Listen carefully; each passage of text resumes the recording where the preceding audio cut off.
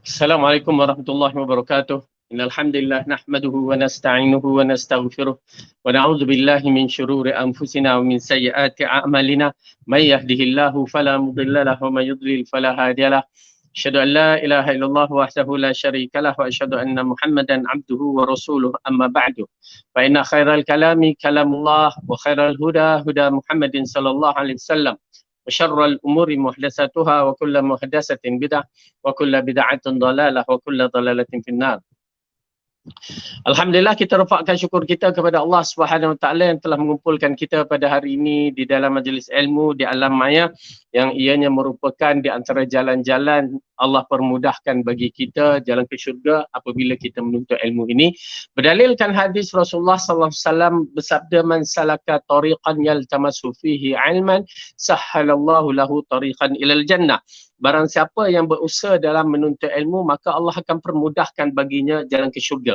Maksud ilmu di sini adalah ilmu yang terutamanya ilmu yang berkaitan dengan ilmu mengenal pencipta. Ilmu mengenal pencipta kita, ilmu mengenal Nabi kita dan ilmu mengenal agama kita. Lepas tu barulah datang ilmu-ilmu yang lain. Kerana asas penentu syurga itu adalah pengenal pencipta kita dengan sebaik-baiknya. Kerana kalau akidah itu batil, walaupun kita mempunyai ilmu kemuncak hebat bagaimanapun urusan dunia, maka belum dapat dia memasuki syurga. Kenapa? Akidah batil. Kerana akidah yang batil ini menentukan ke neraka.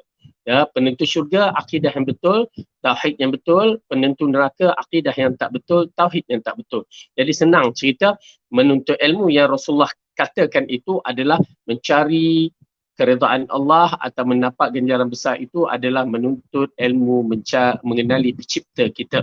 Jadi tuan-tuan dan puan-puan, alhamdulillah kita berada di 10 akhir Ramadan yang kita buru Lailatul Qadar yang sedang kita cari dan terus mencari dengan amalan-amalan soleh, bukan mencari saja dengan apa yang boleh kita lakukan amalan-amalan soleh seperti yang Rasulullah peruntukkan melalui hadis-hadis dan apa yang diceritakan perbuatan-perbuatan para sahabat radhiyallahu anhum. Yang perlu kita tahu bahawa Lailatul Qadar yang dijanjikan itu dalam bentuk bulan-bulan malam-malam ganjil pada 10 akhir, namun kita teruskan dalam siri untuk mencari yang mana mencari dengan cara yang paling yang Rasulullah buat adalah beriktikaf pada 10 akhir.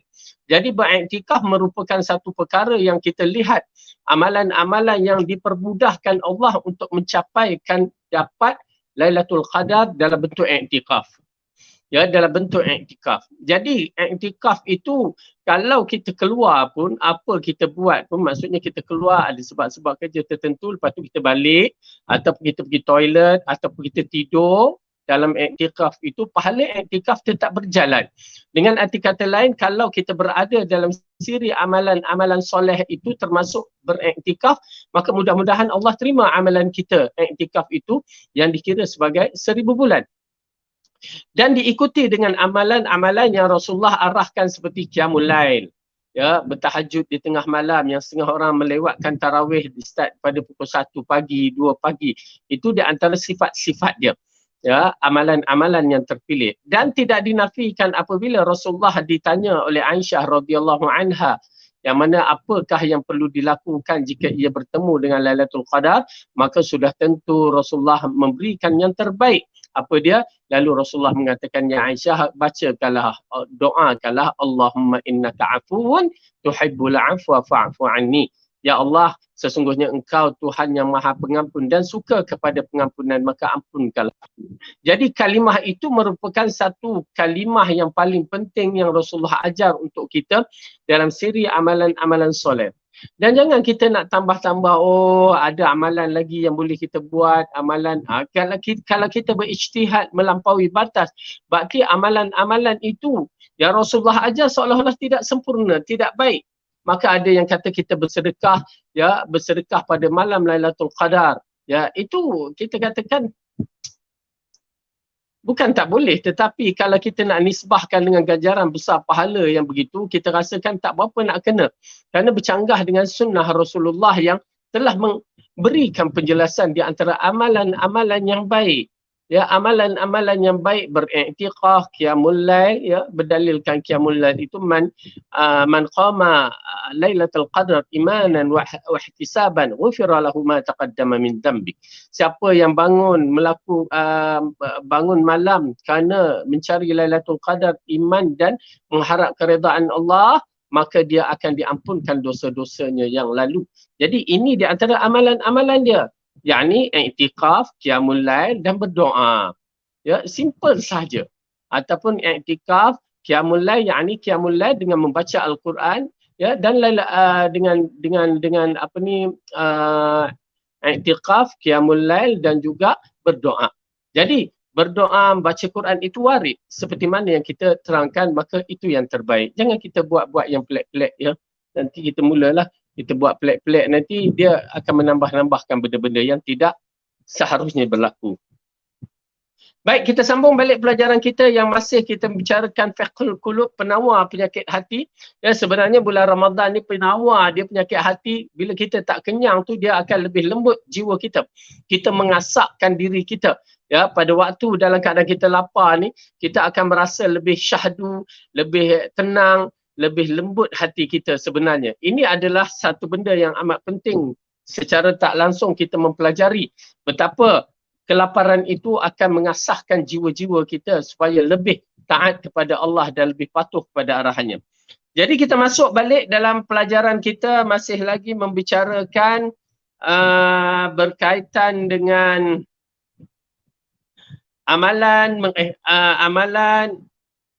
hati ini. Tajuk besarnya penawar-penawar penyakit hati. Maka kita lihat muka surat 119.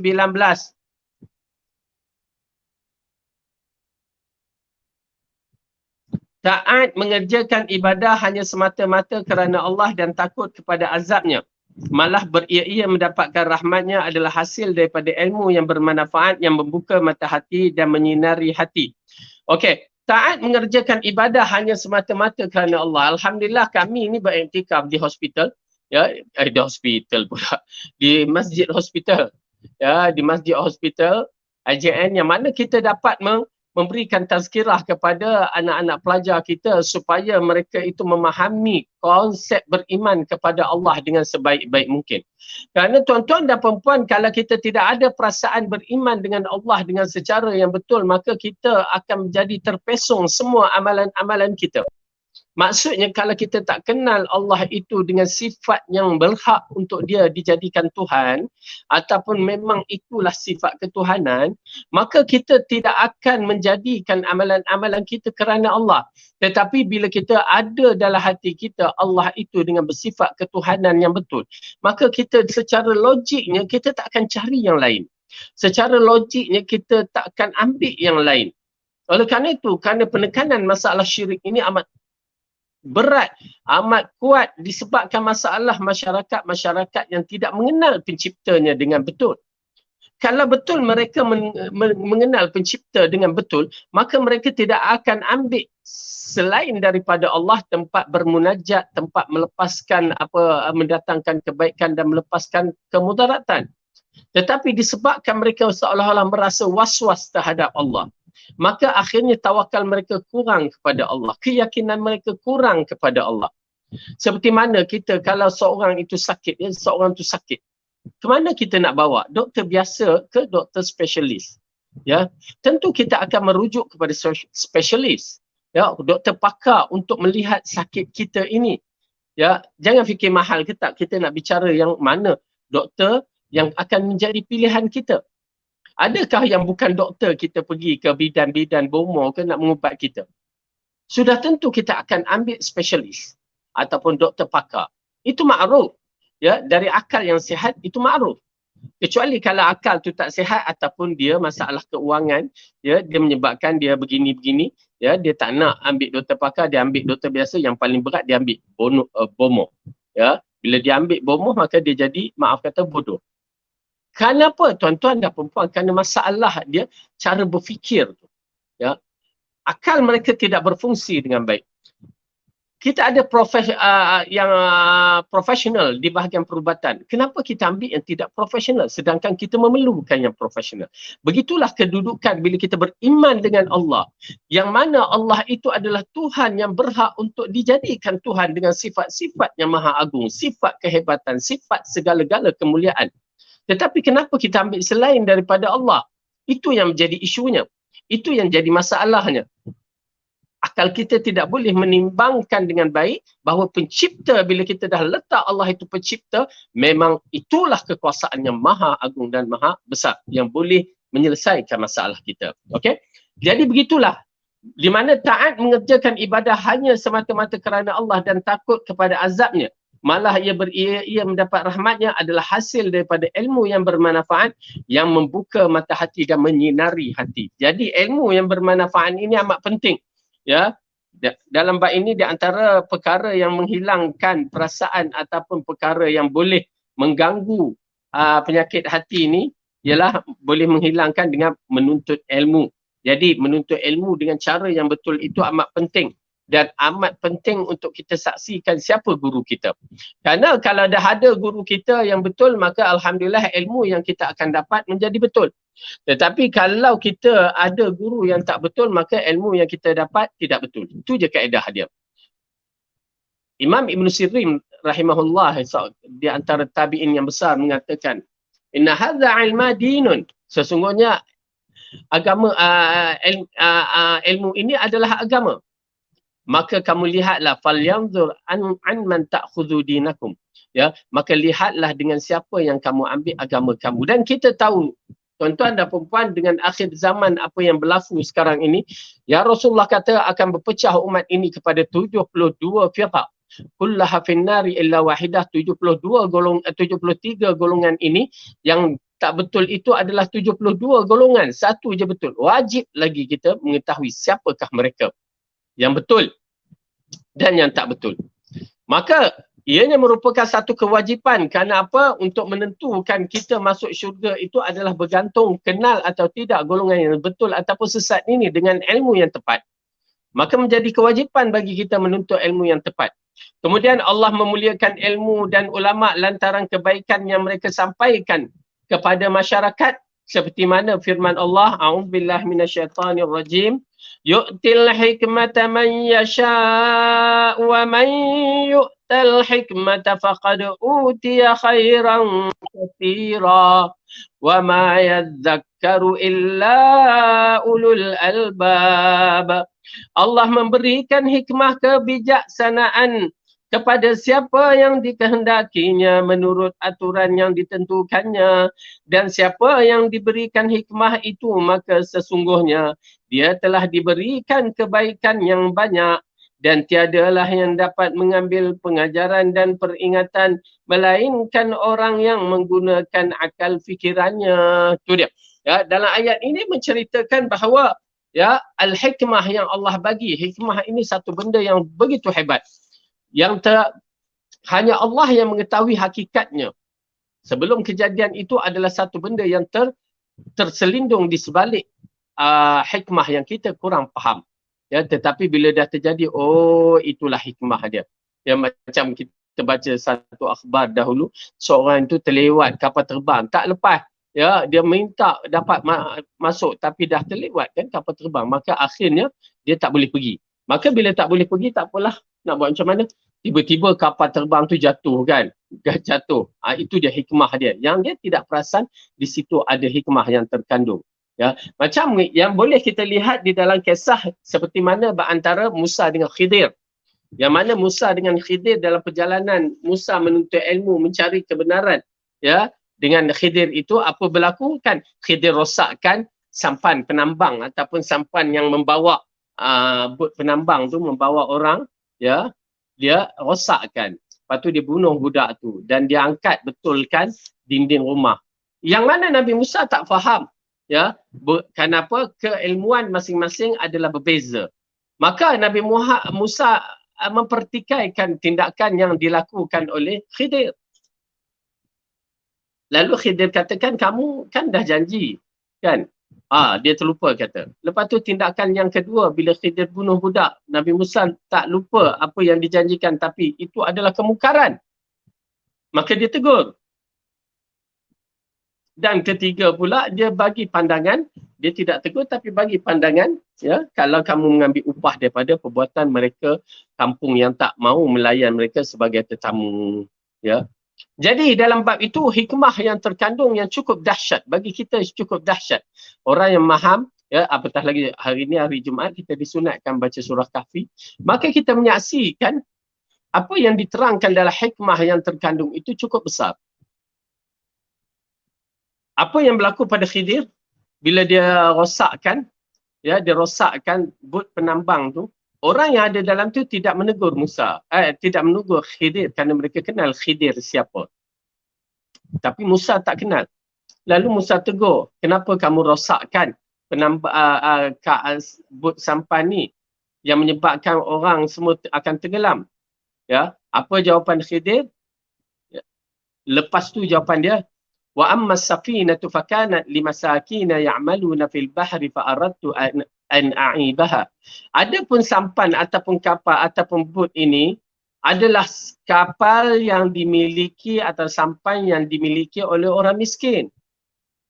Aku nak rosakkan, maksudnya aku nak aibkan, bukan nak rosakkan, nak aibkan, nak nampak cacat sikit. Kenapa? Wa kana wara'ahu malikun ya'khudhu kulla safinatin ghasba. Disebabkan nun di belakang sana ada seorang raja yang dia pantang tengok, nampak sampan cantik je dia nak rampas. Ya, dia nampak sampan tu cantik dia rampas. Jadi kalau rampas dengan rosak mana lebih baik? Ya, kalau rampas habis terus. Orang miskin ni dah tak ada sumber rezeki dia nak cari. Tetapi kalau rosak hanya sekadar rosak dan dia tidak dirampas, orang tak nak sampan buruk katakan. Jadi sumber rezekinya masih lagi berjalan. Jadi tu yang hikmah yang terkandung dari perbuatan yang Nabi Khidir lakukan. Begitu juga apabila dia bunuh budak tu. Ya, Nabi Musa marah. Kenapa kamu bunuh? Yang seharusnya bunuh itu balas bunuh sedangkan dia budak kecil. Lalu Nabi Khidir mengatakan, wa ammal ghulamu fakana abawahu mu'minaini fakhashina an yurhiqahuma tughyana wa kufra. Ada pembudak tu, mak bapak dia adalah orang yang soleh, orang yang mukmin. Nampak tak? Kesan daripada orang yang mukmin, orang yang soleh, ya. Allah akan pelihara diri pribadi orang mukmin dan orang yang soleh. Hatta anak tu dia akan hancur kalau mereka tidak beriman. Itu pasal pribadi kita ni semua kena jadi orang yang soleh untuk pemeliharaan Allah. Ya, bukan sekadar anak, orang lain pun akan tak mampu untuk mengganggu kita dalam iman kita. Allah katakan, ada pun mak bapak mereka, mak bapak budak ni adalah orang yang beriman. Dan kami takut bahawa dengan muncul budak ini membesar dalam keadaan yang mana budak ini akan merosakkan iman mak bapak mereka, mak bapak dia. Yang boleh menyebabkan mak bapak dia menjadi kafir. Ya. Jadi kami hapuskan dia dan kami mengharapkan ataupun mudah-mudahan Allah menggantikan dengan anak yang lebih baik, yang lebih sayang, lebih penyayang dan lebih bersifat rahmah kepada mak bapak dia. Itu dia. Ya, hikmah yang sukar untuk kita fahami, khas yang diberikan kepada Allah Nabi Khidir. Wa ammal jidar, adapun dinding yang dibetul tu, mula-mula mereka datang ke kampung tu untuk minta layanlah kami sebagai tetamu, bagilah minum sikit ke kan. Tetapi mereka tak layan, belalah, dia kata pergi, ini bukan tempat dia. Maka berundurlah Musa dengan Khidir, tiba-tiba dia nampak satu dinding dah sengit sikit, ya, dah sengit sikit. Lalu dia cuba betul, Khidir dengan Musa pun betul. Lalu Musa mengatakan, alangkah baiknya kalau kita betul tu, kita ambil upah. Kan? Upah makan dan minum ke. Pasal orang tak nak layan, tak apa. Kita buat servis macam tu, kita dapat upah. Lalu, Nabi Khidir mengatakan, wa ammal jidaru. Adapun dinding tu, yang hampir jatuh tu adalah milik 2 orang anak yatim. Dan bapaknya adalah orang yang soleh. Nampak tak? Saya bila baca tu saya melihat bahawa betapa pentingnya seorang ibu, seorang ayah menjadi orang yang soleh. Kerana bagai, tadi nampak tak? Disebabkan bakal menjadi anak yang derhaka, Allah hancurkan anak. Terselamat orang yang soleh dan Allah bagikan anak yang baru.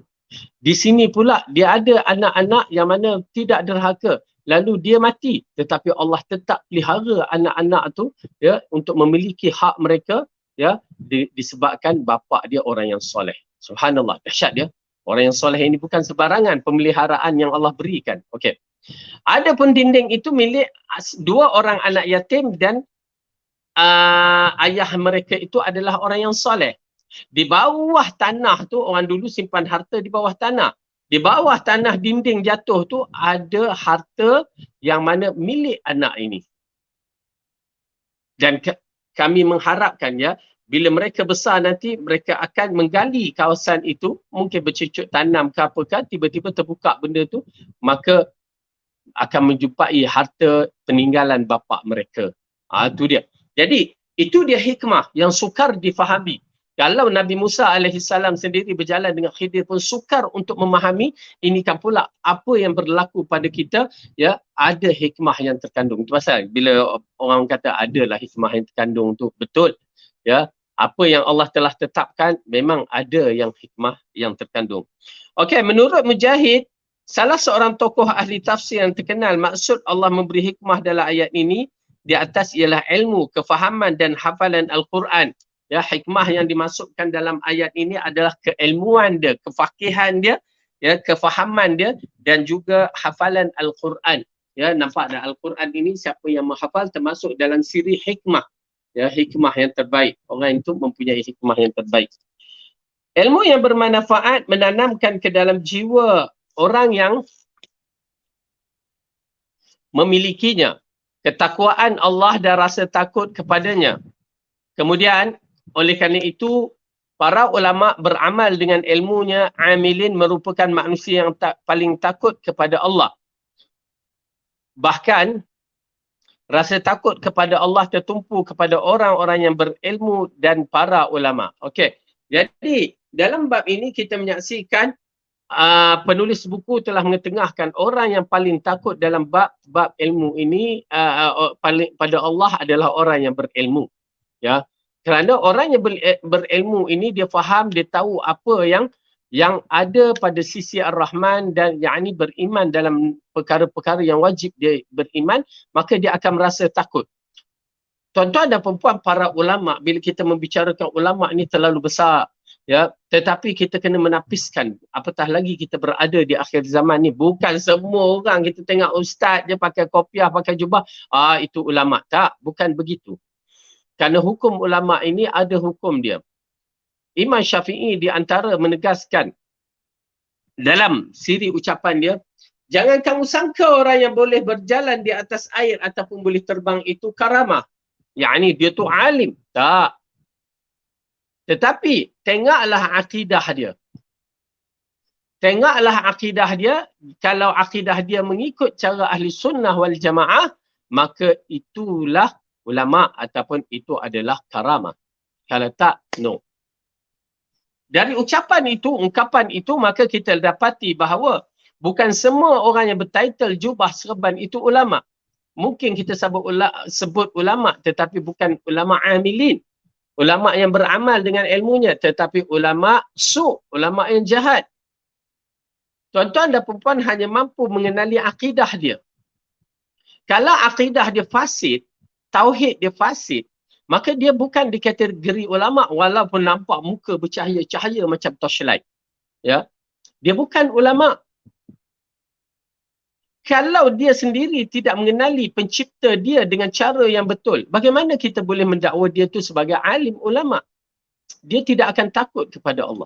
Itu pasal kita membicarakan dalam masalah tauhid, kembali kepada tauhid yang dibawa oleh Rasulullah, kembali seperti tauhid yang dibawa oleh para sahabat tabi'in. Ya, mereka tidak faham. Mereka tidak faham bahawa mereka ingat bahawa tak apa, ambil je tauhid mana-mana, berarti kita ni dah title ulama. Silap besar. Itu pasal saya sangat suka kepada tuan-tuan dan puan-puan menyaksikan siapakah imam-imam besar dalam siri mazhab kita ni. Ya, mazhab Hanafi, Hanbali, Maliki, Asy-Syafi'i ni. Imam-imam ni, Imam Malik, Imam Abu Hanifah, Imam Ahmad, Imam Syafi'i ni, imam ni, akidah apa yang dianuti? Tauhid dia tu apa dianuti? Rasanya berapa kali dah saya terangkan, tapi tak apa kita terangkan ulangan. Kerana masyarakat kita, tak kiralah di Malaysia atau di mana-mana negeri pun, yang mana ada mazhab itu, mereka ni pada fiqh mazhab Syafi'i, tapi pada akidah tidak mazhab Syafi'i. Itu yang menghairankan. Kenapa? Kenapa tidak ikut terus Imam Syafi'i, akidah dia yang betul dan ilmu dia yang baik, hadis dia, kefahaman ilmu dalam bab fiqh dia, Masya Allah. Kenapa tak ikut dua-dua? Kenapa hanya mazhab pada fiqh tanpa mazhab pada akidah? Tuan-tuan dan puan, kadang-kadang dia membelenggukan pemikiran kita, menyakitkan kalau kita jenis yang tidak berfikir. Saya sampai di waktu, saya katakan dulu, sampai di waktu lepas SPM tu, waktu SPM dah ke, orang duk bercakap. Lepas SPM tu, waktu pergi mengaji pondok, sampai ke muncak. Dia kata, pertama, siapa tak hafal sifat 20, tak sah solat. Siapa yang tak hafal sifat 20, tak boleh masuk syurga. Ya, sifat 20. Saya hafal dulu, kecil-kecil dulu mak ajar melagu pun, bukan cara raihan melagu. Saya hafal dan saya belajar di pondok tu, sifat 20. Tetapi janganlah menjadikan penyelewengan dalam fakta. Apabila salah seorang tu, agak mungkinlah dia tu, tapi ucapan dia itu mencuitkan perasaan saya bila dia mengatakan Imam Syafi'i pun menganut sifat 20. Tang situ saya mula setkan dalam minda saya nak tahu perjalanan hidup Imam Syafi'i dan sifat 20 ni siapa yang membicarakan. Tuan-tuan dan puan-puan, alhamdulillah mungkin saya budak akademik pada satu ketika dulu, tidak fanatik, bukan lahir-lahir terus masuk pondok. Ya, bukan lahir-lahir darjah 1 tu sampai form 5 tu akademik science stream. Ya. Saya dah belajar fizik, biologi apa semua, admat semua, ya. Jadi mungkin di situ minda saya terbuka. Jadi waktu itu saya pun alhamdulillah, Allah ampunkan kedua mak ibu dan ayah saya yang telah bersedia menghantarkan saya non jauh di Pakistan sana untuk mencari ilmu. Alhamdulillah, ya, ucapan dia, Fadil pergi belajar, lepaskan mak dari neraka. Allah Akbar. Ini cukup setahun mak saya meninggal, ya. Dia meninggal pada 15 Ramadan yang lepas, tahun lepas, ya. Subhanallah. Ucapan itu menyebabkan saya pergi belajar dan di antara yang saya nak cari maklumat yang berkaitan dengan Imam Syafi'i dan pengasas sifat 20 waktu itu disebutkan Asy'ariyah, Imam Abu Hasan Asy'ari. Allah kurniakan menguasai dalam bahasa Arab, dapat kuasai bahasa Arab, mula kita mengkaji, kita tengok kitab-kitab, kita tengok tarikh lahir Imam Syafi'i, kita tengok tarikh lahir Abu Hasan Asy'ari. Kita dah tahu Abu Hasan Asy'ari pengasas akidah sifat 20, tauhid sifat 20, dan kita lihat Abu Mansur Al-Maturidi yang terkenal dengan sifat 13. Maka kita buat perbandingan Imam Syafi'i, ya, mazhab Syafi'i, akidah dia, tauhid dia bila disaksikan. Tarikh lahir itu dah membezakan antara hak dengan batil. Apabila Imam Asy-Syafi'i dilahirkan pada tahun 150 Hijrah dan wafatnya pada tahun 204 Hijrah. Ya. Lahir tahun 150 Hijrah dan wafat pada tahun 204 Hijrah. Okay. 54 tahun je, ya, imam itu hidup, tapi ilmu kajibal, ya, menguasai ilmu dan kehebatan dia. 54 tahun je umur dia, rahimahullah imam. Dan kita menyaksikan Abu Hasan Asy'ari yang mengasaskan sifat 20 itu lahir pada tahun 260 Hijrah. 260 Hijrah. Imam Syafi'i mati, ya, 204 Hijrah. Abu Hasan Asy'ari lahir tahun 260 Hijrah. Berarti lebih kurang 56 tahun selepas kematian Imam Syafi'i, baru Abu Hasan Asy'ari itu dilahirkan. Baru dilahirkan. Belum ada asas apa-apa lagi. Setelah 40 tahun bersama Mu'tazilah, baru dia menganut akidah. Kita tahu Abu Hasan Asy'ari dia menganut 3 fahaman dia. Pertama, waktu bersama dengan bapa tirinya, dia menganut akidah Mu'tazilah. Kemudian dia confuse tentang akidah tu, di situlah datang, ya, akidah sifat 20. Kemudian yang ketiga baru dia kembali kepada akidah Imam Ahmad. Maka di sini pada tarikh lahir itu dah mula saya berfikir, bagaimana mereka boleh mendakwa Imam Syafi'i menganut sifat 20. Orang yang berakal boleh berfikir, orang yang akademik dia dapat berfikir dengan baik. Habis bagaimana kedudukan Imam Syafi'i? Apakah tauhid dia? Maka di situ kita buat kajian balik. Didapati Imam Syafi'i anak murid kepada Imam Malik. Dan akidah yang dianuti Imam Malik itu adalah akidah ahli sunnah wal jamaah. Akidah yang dianuti oleh para sahabat, para tabi'in. Seperti mana yang firmankan oleh Allah dalam surah Al-Baqarah, a'udzubillahi minasyaitonirrajim, fa in amanu bimithli ma amantum bihi faqad ihtadaw. Jika mereka itu beriman seperti mana kamu wahai Muhammad dan para sahabat beriman, sesungguhnya mereka itu akan dapat petunjuk. Okey? Allah dah jelaskan, jika mereka itu beriman seperti mana Rasulullah dan para sahabat beriman, maka mereka itulah yang dapat petunjuk, dan disaksikan bahawa Imam Syafi'i rahimahullah juga menganut akidah yang dibawa oleh Rasulullah sallallahu alaihi wasallam. Jadi di situlah maka saya pun termasuk orang yang tidak setuju dengan akidah falsafah, tauhid falsafah yang dibawa, ya, termasuk sifat 20 dan sifat 13. Saya bersama Imam Syafi'i dalam bab ini. Okey. Jadi tuan-tuan dan puan-puan, penting, ya, penting kita membuat sedikit kajian. Kita tak mahu tauhid ini beriman kepada Allah mengikut-ikut. Jadi para ulama yang seperti imam-imam yang besar ini, ya, Allah berfirman dalam Al-Quran, wa minan nasi wad-dawabi wal an'ami mukhtalifun alwanuhu kadzalik innama yakhshallaha min ibadihil ulama. Innallaha azizun ghafur. Dan demikian pula di antara manusia dan binatang-binatang yang melata serta binatang-binatang ternakan, ada yang berlain jenis warnanya.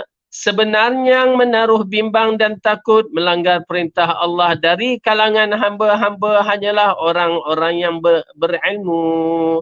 Sesungguhnya Allah Maha Kuasa lagi Maha Pengampun. Ya. Dalam ayat ini mengisyaratkan bahawa orang yang berilmu ini adalah orang yang paling takut dengan Allah. Innama yakhshallaha min ibadihil ulama. Ya, orang-orang yang ilmunya ada ilmu agama, mengenal pencipta, mereka itu akan takut kepada Allah. Baik. Kemudian ayat itu menjelaskan tentang pentingnya ilmu dalam perbersihan jiwa yang merupakan wasilah yang mesti ditempuhi oleh seseorang jika benar-benar bertujuan membersihkan jiwa dan menyucikan dari berbagai-bagai penyakit. Ya, tuan-tuan dan puan-puan, bermula kita mengenal pencipta itu, barulah kita akan datang bagaimana kita nak menyelesaikan masalah dalaman akidah kita, tauhid kita ataupun jiwa dalaman kita. Selagi tauhid tidak jelas, buatlah macam mana atas konsep pembersihan jiwa, dia tidak akan bersih. Selagi kita tidak kenal Allah itu dengan cara yang betul, kita tak mampu untuk membersihkan jiwa kita.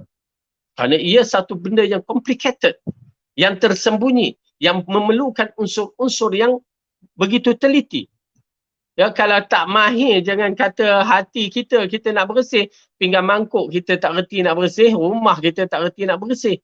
Ya, kalau kita tidak mahir. Tetapi kemahiran inilah yang amat penting. Bermula daripada akidah yang betul. Bermula daripada tauhid yang betul. Tuan-tuan dan puan-puan, kita menyaksikan kalau kita rajin membaca, rajin meneliti, kita akan lihat bagaimana pada zaman-zaman dahulu telah berlaku penyelewengan atas nama untuk pembersihan diri. Penyelewengan itu adalah jelas yang membawa kepada sistem-sistem akal untuk membersihkan diri. Agama yang bersifat mudah. Satu, pembersihan diri yang bersifat mudah. Agama yang bersifat menyelamatkan. Agama yang bersifat rahmatan lil alamin. Semuanya terkandung pada kalimah la ilaha illallah yang bersih. Tetapi kalau kalimah itu tidak bersih, kita lihat sejarah bagaimana orang-orang dahulu telah mengambil atur cara yang bukan datang daripada Islam. Ini berlaku sebenarnya di waktu zaman Baghdad tengah naik, lepas tu Baghdad jatuh, lepas tu bawa fahaman Farsi masuk, Mongol masuk, ya, dia bermula dengan kefahaman-kefahaman yang begitu. Pembersihan jiwa difokuskan dalam masalah hati itu dikaitkan dengan perkara-perkara, cerita-cerita karut marut. Seperti yang pernah kita ceritakan bagaimana dalam buku-buku kononnya wali-wali Allah itu pembersihan diri dia dengan cara yang dibuat oleh orang India. Oleh kerana tu kita kalau dah study sejarah tu kita tahu, oh ini datang di waktu zaman pemerintahan dah bukan pemerintahan Islam sepenuhnya, dah bercampur kerajaan Mongol, kerajaan itu ini, ya. Macam zaman kerajaan Turki, kerajaan Osmaniyah dah lain dah pula. Kenapa? Waktu itu pemimpin dia mengambil tokoh Sufism waktu itu, ya, sebagai orang yang kuat. Yang mana dia telah membawa fahaman-fahaman yang banyak menyeleweng. Maka berhati-hati. Kerana seperti mereka mengatakan pembersihan jiwa, ya, hendaklah kamu bertapa. Itu adalah unsur-unsur Hindu. Ya, ada yang angkat tangan bertahun-tahun dalam kepercayaan orang Hindu, pembersihan hati. Ada yang berpuasa sampai mati, ada yang itu ini yang di mana Rasulullah SAW dah bagi guideline perkara pembentukan jiwa yang sebenar. Jadi, penting kita mendapat ilmu yang tepat. Itu yang paling penting. Antara kebahagiaan dan tubuh pada manusia ialah menuntut ilmu yang bermanfaat, yang membawa seorang mengenali Allah dan mendekatkan diri kepadanya. Menuntut ilmu itu mendatangkan keseronokan yang tidak ada tolok bandingnya kepada seseorang, namun tidak ramai yang berusaha menuntutnya. Oleh kerana itu Allah mengkhususkan hamba-hambanya yang terpilih sahaja untuk mempelajari firman Allah, mempelajarinya. Okey. Dalam siri menuntut ilmu ini, ya, memang tidak dinafikan roh itu akan berasa gembira, ya, kerana bila dapat ilmu yang bermanfaat. Kerana ramai yang cuba nak, saya teringat itu permulaan lah, mukadimah saya ni memang dia kecil suka pada agama tapi tak boleh, ya, bukan zaman dulu memang tak ada. Saya bukan budak tahfiz Quran, bukan budak bahasa Arab yang saya kata semua akademik, tapi saya berlatih. Misalnya tulisan Jawi tu saya boleh tulis waktu kecil tu, saya boleh baca surat khabar Jawi, memang saya suka, ya, saya baca lepas tu itulah dengan latihan menulis dalam usia dalam 10-11 tahun tu dah boleh tulis dengan lancar. Waktu itu mana ada sekolah kafar ke apa, tak ada. Tapi kita boleh. Dan baca Quran, masuk pertandingan apa semua boleh. Namun begitu, apabila ilmu yang bermanfaat ini yang disebutkan, ya, yang mendatangkan, saya cuba nak cari apabila lepas sebelum SPM saya sibuk dengan membaca buku-buku termasuk kisah 72 kisah wali saya baca, ya, yang mempengaruhi minda saya sedikit dalam bab itu pada ketika itu. Dan akhirnya mendapat gangguan-gangguan. Kemudian saya pergi, ya, mengikut golongan tarikat-tarikat. Nak mencari, saya mencari macam mana tuan-tuan dan perempuan dulu mencari. Ya, kita mencari, tapi bukan di atas dasar ta'asub. Alhamdulillah, itu saya bersyukur pada Allah. Saya mencari bukan di atas dasar ta'asub. Saya nak ketahui. Di sambil tu saya mendapat maklumat-maklumat, ya, sambil belajar, sambil maklumat-maklumat tu, saya lihat apa yang boleh saya dapat. Dan ada unsur-unsur Israiliyat yang saya tahu.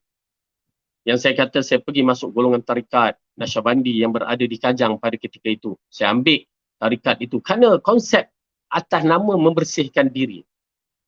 Tetapi bila kita tengok masuk dekat situ adalah benda-benda yang memang bercanggah dengan syarak pun, ya, ala kulli hal, kita pun ada maklumat sedikit pada ketika itu. Lalu tak terlekat lah benda-benda yang tu. Cuma nak menceritakan bahawa cara nak membersihkan diri itu agak kita tidak mengikut panduan Al-Quran dan Sunnah. Apabila di tempat tarikat tu ada bilik suluk, dinamakan bilik suluk. Ya, budak-budak akan duduk di situ beberapa hari, duduk aja betapa. Tapi itu zaman dulu, zaman sekarang rasanya tak ada betapa dah. Duduk situ, duduk main game je lah. Ya, kalau suluk pun main game, suluk tengok handphone je. Ya, tapi itu dulu. Maka kita menyaksikan adakah itu cara dia. Ya, itu cara dia. Namun alhamdulillah Allah bagi petunjuk, memang Allah bagi petunjuk. Memang bagi saya itulah yang paling berharga bagi saya. Petunjuk yang Allah bagikan semenjak belajar Pakistan, mengenal Al-Quran dan As-Sunnah. Ya, apa dia? Allah katakan, وَمَا كَانَ الْمُؤْمِنُونَ لِيَنْفِرُوا كَافَّةً فَلَوْلَا نَفَرَ مِنْ كُلِّ فِرْقَةٍ مِّنْهُمْ طَائِفَةٌ لِيَتَفَقَّهُوا فِي الدِّينِ وَلِيُنْذِرُوا قَوْمَهُمْ إِذَا رَجَعُوا إِلَيْهِمْ لَعَلَّهُمْ يَحْذَرُونَ. Dan tidaklah orang-orang yang beriman keluar semua pergi berperang. Oleh itu hendaklah keluar sebahagian saja di tiap-tiap puak di antara mereka supaya orang yang tinggal itu mempelajari secara mendalam ilmu yang dituntutkan dalam agama dan supaya mereka dapat mengajar kaumnya yang keluar berjuang apabila orang-orang itu kembali kepada mereka. Mudah-mudahan mereka dapat berjaga-jaga dari melakukan larangan Allah. Okey. Dalam ayat ini Allah mengatakan bukan semua orang boleh pergi jihad maksudnya. Tapi ingat ya, ayat ini bila berbicara bukan maksudnya depa ni macam kita ni takut pergi jihad. Tak. Kita ni penakut. Nak keluar malam pun takut. Apatah lagi untuk mengorbankan diri dalam siri jihad.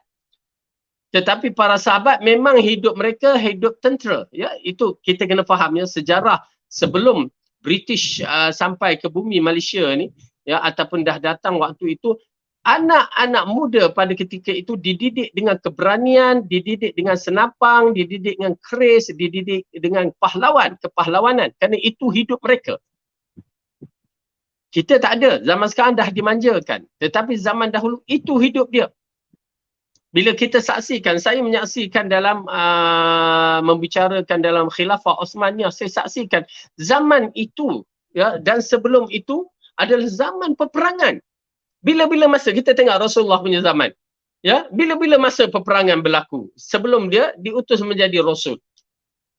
Kabilah Arab berperang, dan lepas Rasulullah menjadi rasul, kita tengok di Madinah berapa kali perang Badar, perang Uhud, perang Khandaq, perang berbagai perang yang berlaku. Mereka itu adalah lelaki. Lelaki itu adalah lelaki yang hebat. Yang mampu untuk memegang senjata, yang badan dia bermasal semua. Dan wanita pada zaman itu wanita pahlawan. Wanita yang kalau kena jentik macam itu tak ada apa-apa. Zaman sekarang jentik macam itu dah menangis. Wanita yang gagah. Kalau kita tengok sejarah Osmaniyah, ya, siapa nama pemimpin tu? Osman di antara pengasas selepas bapa dia Ortogor tu, Osman, isteri dia pahlawan. 2 orang isteri dia pahlawan. Bukan sebarangan. Anak-anak mereka itu dilatih dengan keberanian. Oleh kerana itu ayat tu bukan membicarakan mereka itu pengecut. Ya, kalau kita ni bagi pilih antara perang dengan ni, kita akan pilih menuntut ilmu kerana kepengecutan kita. Bukan keberanian kita. Tetapi mereka tidak begitu. Disebabkan keberanian itulah mereka nak keluar. Lalu Allah katakan, ya, tidaklah semua perlu dikeluar. Ya, pergi keluar dan tinggalkan sebahagian pergi menuntut ilmu. Ya, itu dia. Allah bagikan, asingkan. Dan itu di waktu jihad fardu kifayah. Ya, jihad fardu kifayah. Kalau jihad fardu ain, wajib semua keluar tanpa seorang pun terlepas. Kecuali wanita-wanita, anak-anak kecil, orang tua yang sakit, ya, itu sahaja yang terlepas. Lain tak ada. Orang-orang yang cacat, orang tua yang sakit, orang-orang yang dah tua. Yang lain tak ada. Okey, baik. Jadi ayat ni mengisyaratkan kepada kita, alangkah baik jika tidak semua pergi berperang dan tinggalkan sebahagian daripada mereka yang pergi menuntut ilmu.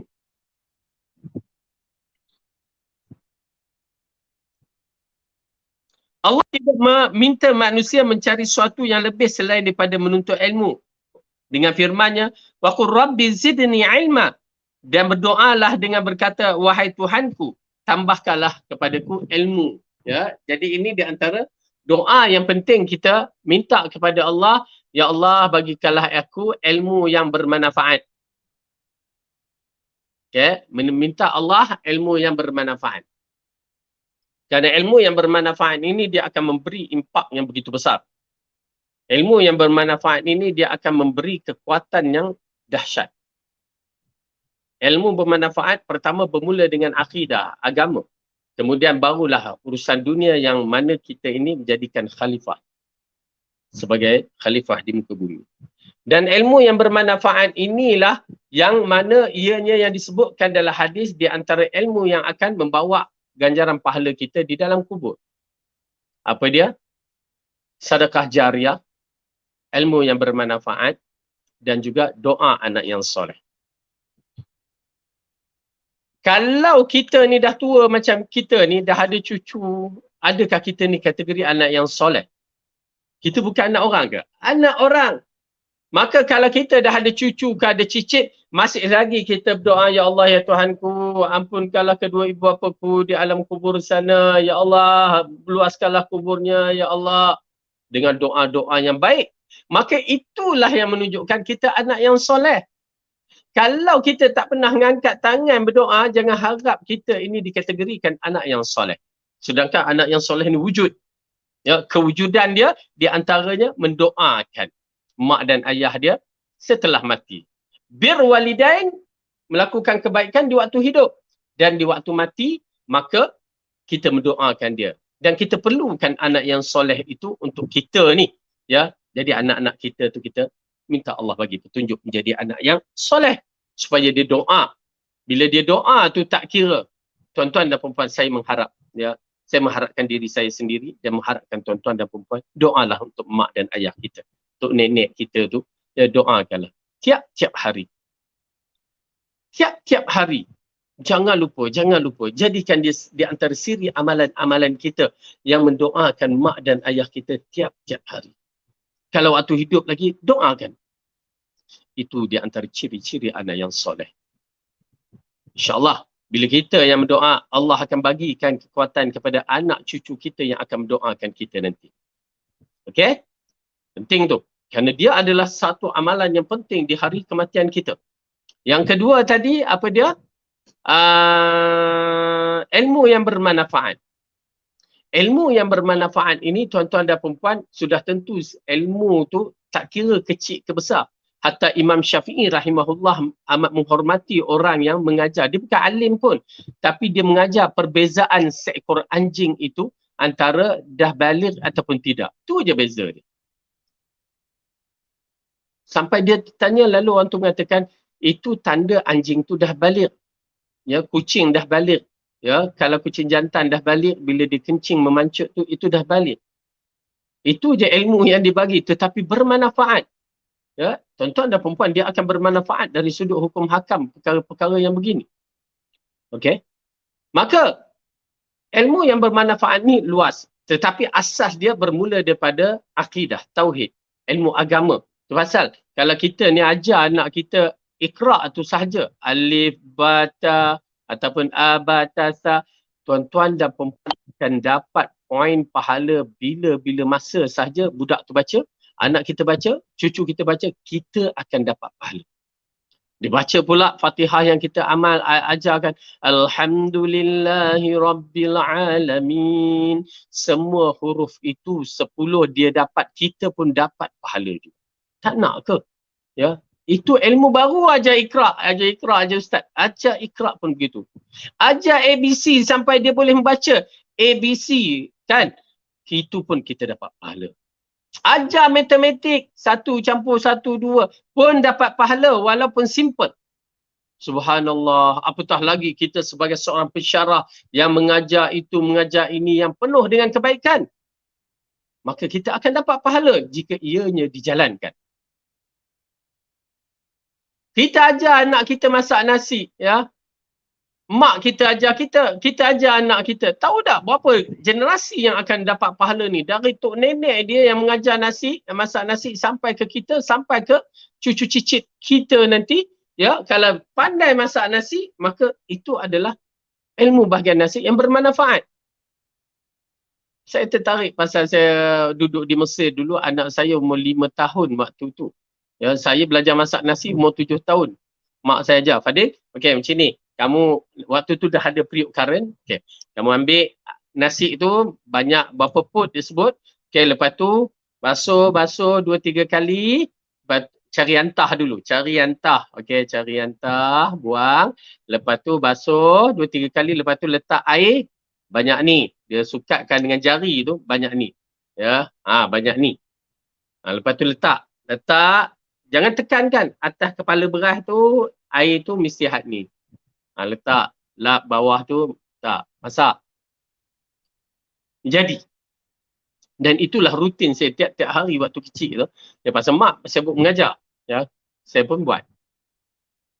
Anak saya, ya, nampak ilmu ni je. Saya ilmu ni. Anak saya waktu saya pergi Mesir umur 5 tahun tu, dapur tu dia. Itu. Dia nak tengok dapur tu, kita dukung kadang-kadang duduk atas balang gas tu. Tengok ayah masak ni. Tengok ayah masak je. Kita tak ajar, tengok. Ya.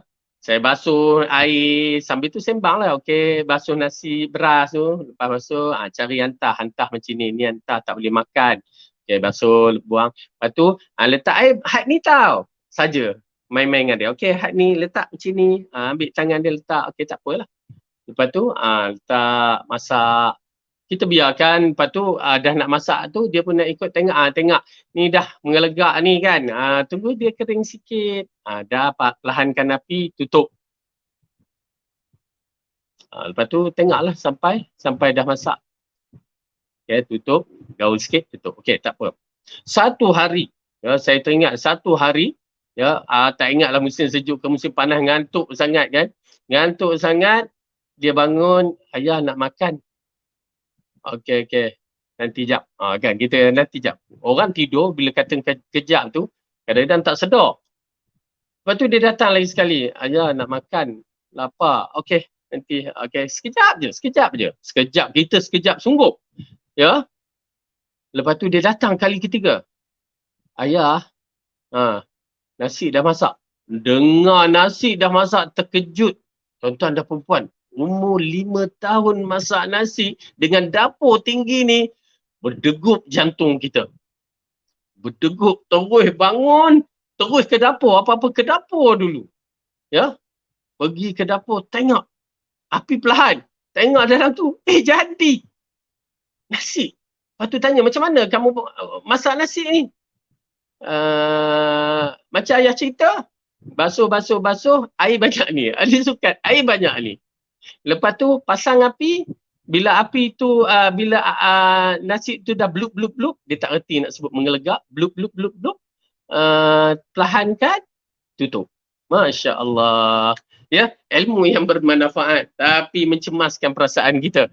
Nak ceritakan bahawa ilmu bermanfaat ni terlalu banyak.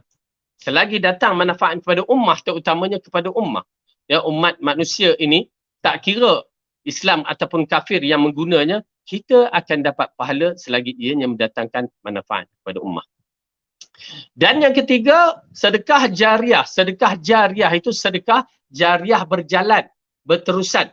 Ya, sedekah jariah ini terlalu banyak juga, di antaranya dengan kita lakukan pewakafan atau kita lakukan macam buat jalan tu, selagi orang gunakan jalan tu, ya, ilmu orang yang bagi tentang jalan tu dan dia buat jalan pula, selagi orang guna tu semua dapat pahala kita. Lampu tepi jalan, apa lagi? Berbagai-bagai. Dan itu di antara sedekah jariah yang terbaik, antaranya membantu sesama Islam dalam bentuk pembangunan ataupun buat ini yang buat masjid. Tetapi masjid pun saya kata berhati-hati kerana ada benda-benda yang tidak kena. Seperti sira wakaf untuk decoration dalam masjid. Kita yang nak buat rawang tu ya dalam masjid. Saya kata kalau nak wakaf tu tak usah kerana ada larangan mengindahkan masjid dalam bentuk tu. Itu tak kena. Kalau kapet ke okey, kita boleh terima lagi. Tapi kalau nak rawang depan tempat solat tu, itu tak kena. Ya, itu bercanggah. Ya, Rasulullah kata masjid dijadikan indah tapi tidak ada penghuni. Ya, itu masalahnya. Kita nampak tak berapa nak kena. Ataupun kubah yang begitu cantik, kita nampak tak kena. Ya, kerana kubah ada perbahasan dia. Okey. Jadi oleh kerana itu berhati-hati je lah. Cuma dia di antara yang boleh memberikan amalan yang berterusan sedekah jariah. Telah kan sebut tu. Macam kami sedang membina sekolah, insyaAllah kita sama-sama lah membantu kerana surau yang kita nak buat. Kita tengah mengumpulkan bajet dalam bab ni. Kemudian kita masuk balik dalam tajuk ni. Ar-Razi mempunyai kupasan yang menarik berkaitan dengan ayat di atas. Ia dapat disimpulkan sebagai Allah memerintahkan Nabi memohon penambahan ilmu daripadanya yang bagi menjelaskan tentang kesempurnaan Al-Quran. Ini kerana ilmu yang mempunyai kelebihan yang besar berbanding dengan perkara-perkara yang lain. Ya. Yang mana Ar-Razi ini mengatakan bila Allah kata wa qur rabbi zidni ilma, dia tak berikan azid ini malan, ya, tambahkan harta, tetapi tambahkan ilmu. Ya, ini di antara kaedah-kaedah kita berdoa yang disebutkan menyeluruh. Ya, Rabbana atina fid dunya hasanah. Wahai Tuhan, berikanlah kepada kami dunia dengan penuh kebaikan. Kita tak khususkan apa-apa, tetapi lafaz tu umum yang menyebabkan Allah akan bagi walaupun bentuk khusus. Kalau kita khususkan sahaja, maka dia akan bagi dalam bentuk khusus. Tetapi bila kita umumkan saja apa dia nak bagi, semuanya dalam bentuk kebaikan. Okey? Kemudian dalam sebuah hadis yang diriwayatkan oleh Abu Hurairah radhiyallahu anhu menjelaskan Rasulullah bersabda, "Wa man salaka tariqan yaltamasu fihi 'ilman sahhalallahu lahu bihi tariqan ilal jannah." Maksudnya siapa yang menempuh suatu jalan untuk mencari ilmu, Allah akan mempermudahkan untuknya satu jalan menuju ke syurga. Ya, hadis ni kita baca selalu mukadimah kita. Maka hadis ini riwayat Muslim, dalam riwayat ini ditambahkan bihi. Ya, maka ini di antara perkara yang amat penting kita tambahkan ilmu.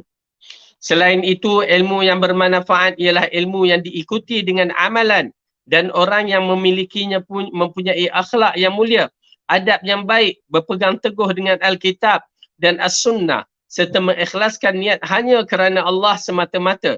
Ilmu sebegini akan menghasilkan hasil yang diharapkan dalam pembersihan jiwa. Allah memberikan peringatan terhadap ilmu yang tidak disertai dengan amalan. Okey. Baik. Jadi dalam bab ini dikatakan ilmu yang bermanfaat ialah ilmu diikuti dengan amalan. Tuan-tuan dan puan-puan, ya, ilmu ni kena ada satu perkara, kita nak mencari ilmu, untuk mencari ilmu, ya, kerana Allah. Amalan yang paling penting kita menuntut ilmu ni, macam kita sekarang ni dah habis dah kerja kita ataupun kita dah dapat bidang apa yang kita nak. Maka kalau kita menuntut ilmu atas tujuan apa? Maka tujuan kerana Allah. Itu amat penting. Dan saya menasihatkan kepada penuntut-penuntut ilmu, ya, jangan fikir, bukan kita katakan tak boleh untuk berfikir aku belajar nak dapatkan kerja. Ya, memang itu di antara tujuannya, tetapi kita semenjak-menjak ni kita dapati disebabkan mereka menyangka dengan menuntut ilmu sampai dapat BA, ijazah sarjana muda, master dan PhD, kerana apa? Masalah kerja itu tak ada. Orang ramai kepada kemahiran, dan menyebabkan ramai pula budak-budak tak mau belajar menyambungkan universiti dalam bentuk pembayaran. Sebab apa? Nak belajar kena buat bayaran, dan bila dah buat bayaran keluar je belajar tak ada pekerjaan, maka pembayaran nak kena bayar, pekerjaan tak ada, sudahnya dia buat Grab, dia bawa apa. Itu ya sedang berlaku yang menjadi realiti sekarang. Yang saya pergi berjumpa dengan dengan seorang tu, ya, rektor salah satu universiti, dia cakap kita offer mereka belajar percuma, mereka tak nak. Masuk universiti percuma, beasiswa kita sediakan, tak nak. Ya, dahsyat. Sekarang ni begitu. Disebabkan apa dia? Disebabkan masalah yang mereka hadapi, ya, mereka berkata begitu. Kami berhutang waktu nak belajar, lepas tu bila dah habis belajar tak ada kerja. Sudah-sudah kami kerja macam ni juga, jual burger, ya, budak yang bercara tu mak burger tu. Sudahnya kami kerja jual burger pula. Lepas tu kami jual burger, kami nak bayar hutang tu balik. Berarti apa kesudahannya kami? Baik kami kerja burger daripada sekarang, boleh kumpulkan duit. Tu dia. Hujah dia. Dahsyat. Percaturan sengit kali ni. Pasal bukan satu universiti saja yang kita dapat aduan, kekurangan orang yang nak belajar, ada 1-2 lagi universiti yang berbicara dalam benda yang begitu. Kita tanya sebabkan masalah keuangan. Dan banyak pekerjaan memerlukan kemahiran. Dahsyat dia. Wallahu a'lam. Mudah-mudahan Allah memudahkan urusan kita. Dunia mencabar kali ini, dunia mencabar. Okey.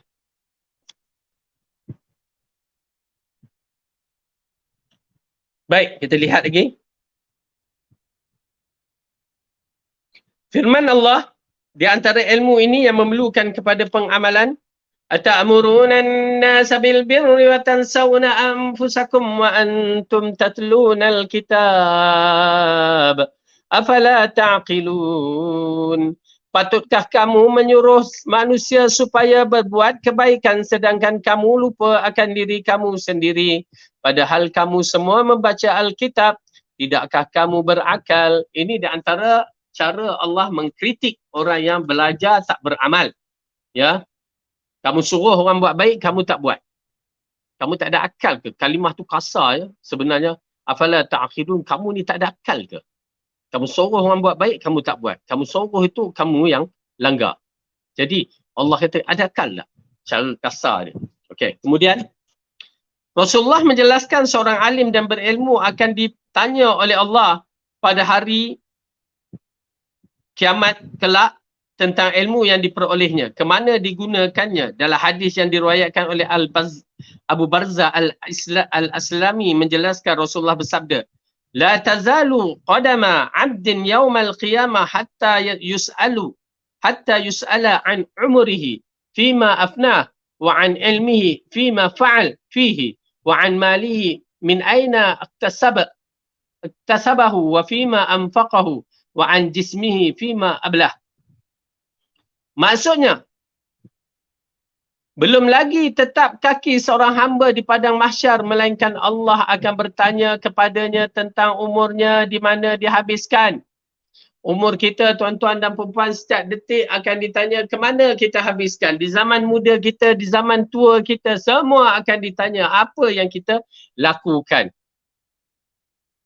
Buang masa ke tak buang masa ke, menipu ke apa ke, semua akan ditanya. Kemudian,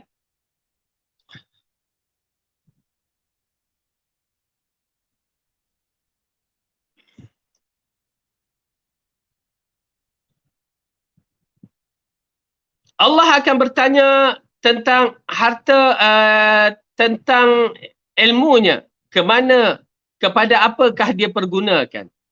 Okey?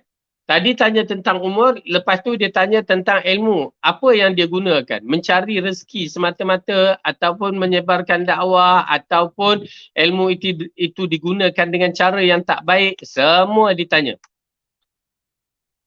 Kemudian yang ketiga, tentang harta dari mana dia perolehi dan ke manakah dibelanja, dan tentang tubuh badan apakah yang dilakukan kepadanya. Harta dari mana dia dapat, hasil halal ataupun haram, hasil haram pula dengan bentuk-bentuk haram yang bagaimana, hasil yang halal pula bagaimana, dari mana, semua ditanya. Ni dia. Kalau tuan-tuan dan perempuan nak tahu audit di sana, itulah audit namanya. Audit yang cukup dahsyat. Dia perincikan setiap detik. Bayangkan audit yang paling menggerunkan, faman ya'mal mithqala dzarratin khairan yarah. Barang siapa yang melakukan amalan soleh walaupun sebesar atom nukleus, maka dia akan soalkan kita. Udah. Kalau sampai sebesar atom tu akan disoal, kita kata apa besar atom nak soal? Jangan. Ya, kita bernafas ni apa yang keluar? Carbon dioxide. Kita tarik nafas tu hydrogen, oxygen, O2. Ya, atom oksigen tu jadi molekul oksigen tu, ya, maka itu akan dihisap depan Allah. Tu pasal siapa yang tanam pokok tu dengan secara tak langsung dia telah mengeluarkan oksigen, dia akan dapat pahala. Ya, disebabkan pokok itu dia mengeluarkan oksigen dan dia makan pula karbon dioksida. Maka begitu dahsyat. Ya. Bagi air, gabungan antara H2O, oksigen dan hidrogen yang boleh menyebabkan orang jadi sihat, ya, jadi segar, pun dapat pahala. Itu hanya sebesar atom. Ya, bayangkan amalan yang kita lakukan bukan sebesar atom. Ya, besar bom atom tu kadang-kadang kita buat. Okey. Hadis yang sahih yang diriwayatkan oleh At-Tirmizi. Dalam hadis yang diriwayatkan kepada Zaid ibn Al-Arqam menjelaskan, Allahumma inni a'udzubika min ilmin la yanfa' wa min qalbin la yakhsha' wa min nafsin la tashba' wa min da'watin la yustajab lah. Maksud dia, ya Allah, ya Tuhanku, aku berlindung denganmu daripada ilmu yang tidak bermanfaat, hati yang tidak khusyuk, nafsu yang tidak pernah kenyang-kenyang, dan doa yang tidak pernah diperkenankan. Ini di antara perlu kita hafal juga doa ini. Ya Allahumma inni a'udzubika min ilmin la yanfa' wa min qalbin la yakhsha' wa min nafsi la tashba' wa min da'wati la yustajabu laha. Okey. Maksudnya, ya Allah, ya Tuhanku, aku berlindung denganmu dari ilmu yang tidak bermanfaat. Ilmu banyak tetapi takut yang tak bermanfaat. Kita sibuk dengan ilmu mat motor misalan, anak-anak muda tu, ataupun ilmu game misalan. Itu semua ilmu-ilmu yang tidak bermanfaat yang kita nampak. Ilmu, ialah kita pun tahu dalam bab-bab ilmu yang begitu. Kemudian, kita minta lindung daripada ilmu yang tidak bermanfaat, hati yang tidak ada perasaan takut, ya, khusyuk, ya, hati qalbun min qalbin la yakhsha', hati yang tidak ada perasaan takut. Sedangkan perasaan takut itu amat-amat penting. Perasaan takut itu amat-amat diperlukan bagi kita yang beriman. Kemudian, nafsu yang tidak pernah kenyang. Ya, tak cukup-cukup. Nafsu, tabiat nafsu ni memang tak cukup-cukup. Tak puas. Okey. Dan doa yang tidak diperkenankan, na'udzubillah min zalik. Tuan-tuan dan perempuan, kita memerlukan doa yang diperkenankan. Doa yang diperkenankan amat penting untuk diri kita. Kenapa? Kalau doa tu tidak diperkenankan, maka apa yang kita hajat di dunia ini tidak akan tercapai kadang-kadang. Ya, jadi kita minta lindung daripada 4 perkara. Kita masuk tajuk baru, memantapkan iman dan tauhid. Okey. Bagaimana nak memantapkan iman dan tauhid kita? Saya dah percaya dah, saya dah beriman. Begitu sahaja. Oleh kerana itu, asar daripada sahabat Ibn Abbas mengatakan, ta'allamna imana qabla nata'allam al-Quran. Kami mempelajari iman sebelum kami mempelajari Quran. Summa ta'allamna Qur'ana fazadana imanan. Kemudian kami mempelajari Al-Quran, maka bertambahlah iman kami. Dengan arti kata lain, iman perlu dipelajari. Okey? Baik, kita kembali pada zaman Rasulullah SAW. Sebelum kita melangkah ni, kita kembali kepada zaman Rasulullah SAW. Bagaimana Rasulullah SAW mengajarkan iman? Ya. Ayat yang pertama turun, Iqra' bismi rabbikal ladzi khalaq. Ya, kita hafalkan ayat tu. Iqra' bismi rabbikal ladzi khalaq, khalaqal insana min 'alaq. Iqra'. Allah sebutkan baca. Okay. Bismi rabbika, dengan nama Tuhan kamu. Kalimah itu adalah mukaddimahnya cukup besar. Kalimah yang boleh memukul jiwa-jiwa yang memahami apa yang Allah sedang membisikkan, mengkhabarkan kepada Muhammad. Kalimah yang akan perlu disampaikan kepada kaum masyarakat.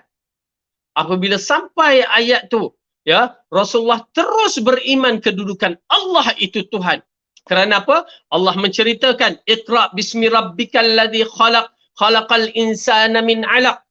Iqra', bacalah dengan nama Tuhan kamu yang Maha Pencipta, yang menciptakan kamu daripada tanah ataupun daripada khalqal insana min 'alaq, daripada darah yang beku itu.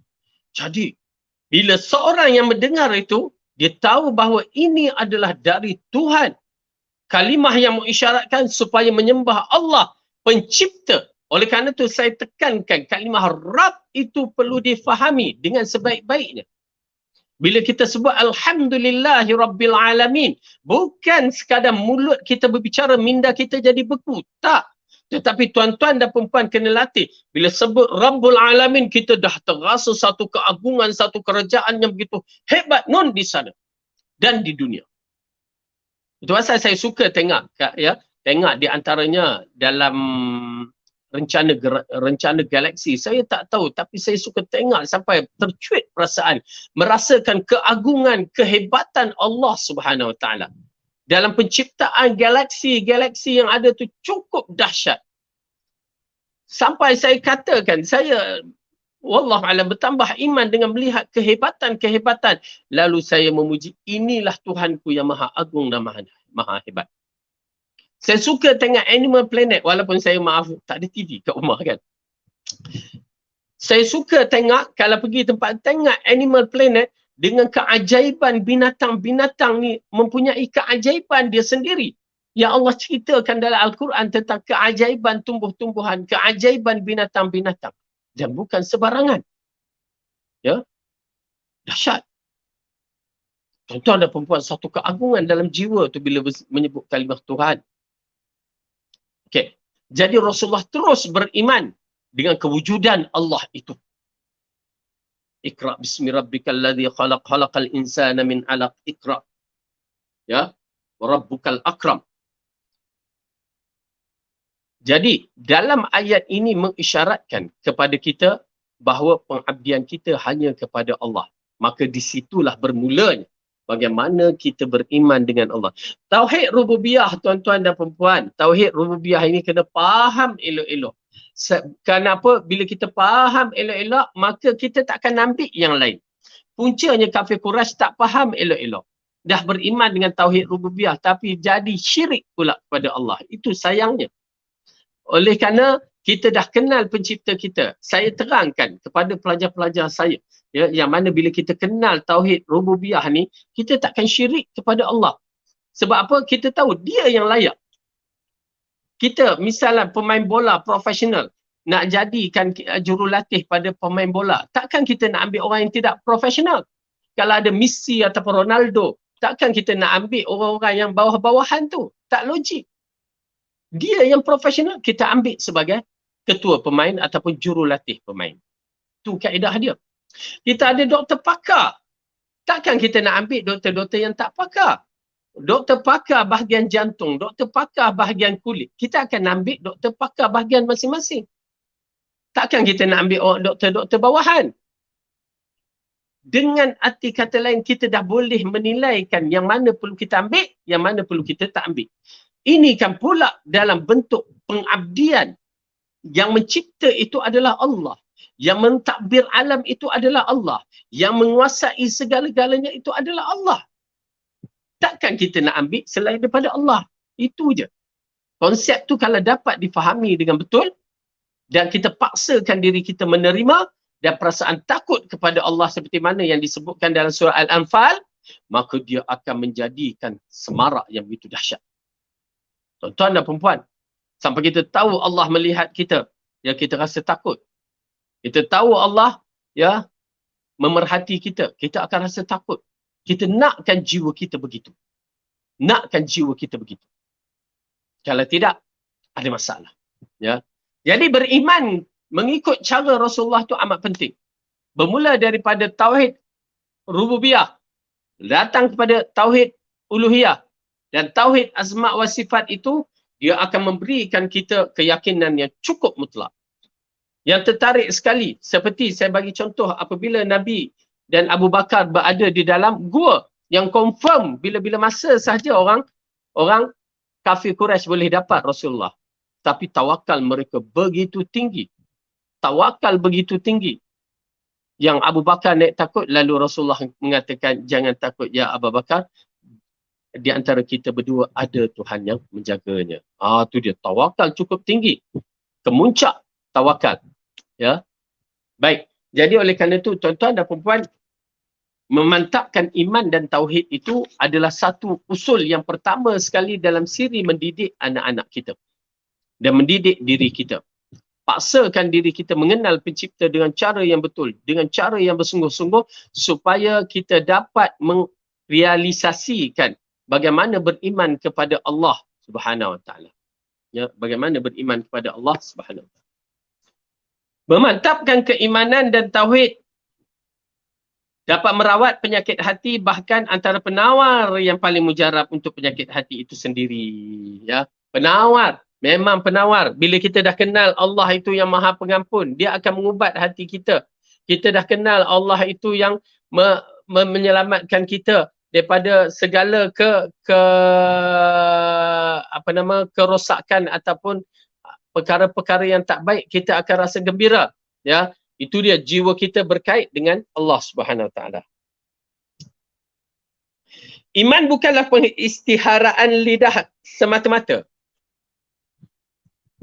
Bahkan melibatkan apa yang tersembunyi dalam hati dan diperkukuhkan dengan amalan. Ya, ini kalimah yang masyhur, iman laisa bin nutq faqat. Ya, iman bukan kalam yang kata aku beriman, tapi apa yang ditakrirkan hati dan apa yang dilakukan melalui amalan. Itu dia iman. Apa yang hati kita percaya dan apa yang amalan kita buat, maka itulah iman. Dia bukan beriman, aku beriman. Tak, macam kita, aku cinta Rasulullah, siap dengar rebana-rebana, kompang lalu lagu nasyid Habibi ya Rasulullah. Tak. Praktikal, bila buat amalan, semua bercanggah dengan sunnah Rasulullah. Takkanlah kata beriman dengan Rasulullah begitu. Ya, itu yang menarik bila dibawakan skamer-skamer ni. Ya, skamer Rasulullah, konon cicit Rasulullah. Bila penampilan tak mengikut Rasulullah, tak usah dakwalah diri kamu tu cicit Rasulullah. Menyampah jadi. Ya, tipu atas nama Rasulullah. Orang yang mendakwa dirinya mengikut Rasulullah tu tak ikut, tipu. Hanya sekadar serban jubah itu pun tak ikut cara Rasulullah serban jubahnya. Ya, kononnya nak ikut. Jadi ini di antara penyelewengan, ya, atas nama Rasulullah SAW ataupun cinta Rasulullah. Aku cinta Allah, aku cinta Allah. Lepas tu buat perangai yang bercanggah dengan apa yang Allah katakan. Setiap kali iman semakin mantap, setiap kali itu juga akan membuahkan hasil yang matang dan mantap dalam pembersihan jiwa serta mewujudkan sifat istiqamah dalam tindak tanduk dan amalan. Ya, jadi kalau iman tu mantap, maka semuanya akan mantap. Ya, dan semua pertindakan akan menjadi matang. Kesan daripada iman yang mantap dan iman yang matang. Allah berfirman,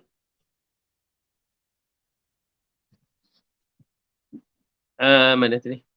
Pembersihan jiwa pada peringkat permulaan dan akhirnya tidak keluar dari kerangkaan ubudiyah kepada Allah. Allah yang membersihkan jiwa para hambanya apabila mereka mengikhlaskan tumpuan kepadanya dan jujur ia berada di hadapannya. Okey. Al-ubudiyah. Ubudiyah ini adalah pengabdian. Hidup kita ni semua pengabdian. Itu yang datang ayat Al-Quran. وَمَا خَلَقْتُ الْجِنَّ وَالْإِنسَ إِلَّا لِيَعْبُدُونَ. Tidak kami jadikan jin dan manusia itu melainkan untuk mengabdikan al-ubudiyah kepada Allah. Inna solati, sesungguhnya solatku, wa nusuki dan nusuk hajiku, wa mahyaya dan hidupku, wa mahyaya wa mamati lillahi rabbil alamin. Kerana Allah. Tuan-tuan dan perempuan, bila kita mengucap dua kalimah syahadah, tubuh badan kita ini penuh dengan amalan-amalan. Walaupun duduk melengung macam itu pun dikategorikan amalan. Walaupun kita tak buat apa-apa, kita berfikir, dikategorikan amalan. Dosa ataupun pahala, kita akan dapat.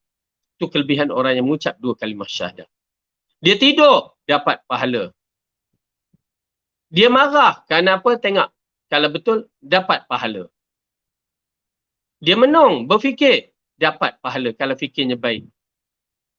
Selagi dia tidak buat maksiat, maka tetap dia akan mendapat pahala. Ini kelebihan kita. Ya, yang telah mengucap dua kalimah syahadah. Berbeza dengan orang kafir. Bangun tidur, dah berada dalam kekufuran tu dah berdosa. Dia buat lagi benda yang kufur, berdosa. Dia buat benda yang baik, tak dapat pahala. Tetapi adalah kebaikan dia tu yang diambil kira. Tetapi nak dapat pahala takkan dapat. Kalau tidak, kita menyaksikan Abu Talib, bapa saudara Rasulullah itu yang paling banyak mendapat pahala kerana dia membela Rasulullah dalam siri dakwahnya sehingga hari mati dia. Ya.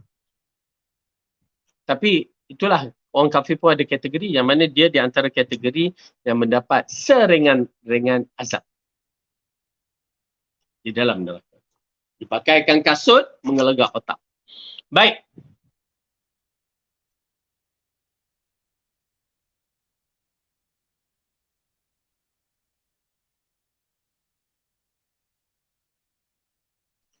Kita lihat ayat ini, Allah berfirman, Ya ayyuhalladzina amanu la tattabi'u khutuwatis syaitan wa man yattabi' khutuwatis syaitan fa innahu ya'muru bil fahsya'i wal munkar ولولا فضل الله عليكم ورحمته ما زكى منكم من أحد أبدا ولكن الله يزكي من يشاء والله سميع عليم. Wahai orang yang beriman, janganlah kamu menurut jejak langkah syaitan, dan siapa yang menurut jejak langkah syaitan, maka sesungguhnya syaitan itu sentiasa menyuruh pengikut-pengikutnya melakukan perkara yang keji dan perbuatan yang mungkar. Dan kalaulah tidak kerana limpah kurniaan Allah dan rahmatnya kepada kamu, nescaya tidak ada seorang pun di antara kamu menjadi bersih dari dosa selama-lamanya. Akan tetapi Allah membersihkan sesiapa yang dikehendakinya menurut peraturannya, dan ingatlah Allah Maha mendengar lagi Maha mengetahui. Okey. Dalam ayat ni Allah mengatakan jangan mengikut rentak-rentak syaitan. Khutuah ni step-step syaitan. Wala tattabi'u khutuwatis syaitan, jangan kamu ikut khutuah syaitan. Puncanya kenapa dia kata menyuruhkan kefahsyat, kejahatan.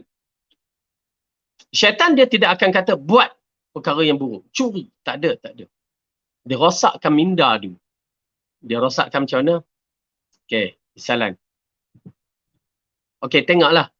Kita pun tengok video, tengok itu, tengok ini, lepas tu datang perasaan kita. Kalau dulu tak ada benda tu, tengok orang perempuan kan, misalan lelaki tengok perempuan, dia datang perasaan. Pasal apa-apa pun agama Islam, dia akan stop peringkat awal tu. Kerana syaitan ambil daripada peringkat awal tu. Pandangan. Sehingga kan dalam syair Arab menyatakan, ya, pandangan itu seperti anak panah. Bila dia dah pergi, kena, maka dia akan ikut anak panah tu. Maksudnya, bila mata kita tengok orang tu, ya, cantik perempuan tu, maka kita akan follow dia. Kalau kita ada ni, handphone ni, kita akan masuk Instagram dia ke, apa dia ke, kita akan tengok. Maka di situ akan datang apa syahwat dia. Khutuah yang kedua, ya, berkenalan. Okey, boleh saya berkenalan, boleh bagi phone number, gini. Itu khutuah. Ya, step-step dia. Maka dah berkenalan. Okey, boleh kita berjumpa, lepas tu makan bersama, lepas tu step-stepnya itu yang mendatangkan zina. Okey, step yang terakhir berzina. Lepas tu hancur. Memang bila dah berlaku tu akan hancur lah. Ya, subhanallah. Tak kira lah dia kahwin ke atau tak kahwin, dia ada hancur dah. Bila berzina aja hancur. Keadaan keluarga hancur. Ya, na'udzubillah min zalik. Oleh kerana itu Rasulullah SAW mengingatkan kita apabila Allah menegur kita, ya ayyuhallazina amanu, ya, tundukkan ruddul basar yang disebutkan dalam ayat tu, ya ayyuhallazina amanu, dalam surah An-Nur. Bagaimana Allah menceritakan supaya kita menundukkan pandangan kita. Kerana ia merupakan jalan-jalan syaitan. Okey.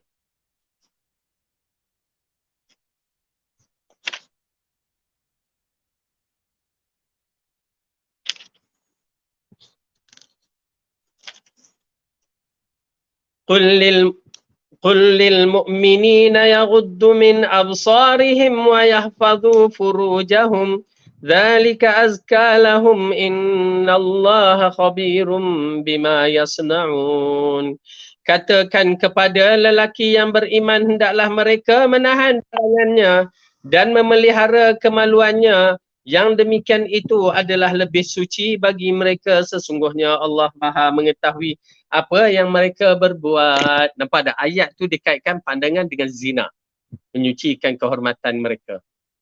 Dahsyat. Pasal Allah kata, wahai lelaki, tunduk pandangan kerana yang menggoda ni wanita. Wanita lelaki ni tak menggoda sangat. Ya, tetapi kita lihat juga Allah katakan waqul lil mu'minati yaghdudna min absarihinna wa yahfazna furujahunna wa la yubdina zinatahunna illa, dan katakanlah kepada wanita-wanita yang beriman, hendaklah dia menundukkan pandangannya dan memelihara kemaluannya, dan janganlah mereka menampakkan perhiasannya kecuali yang biasa dinampak daripadanya.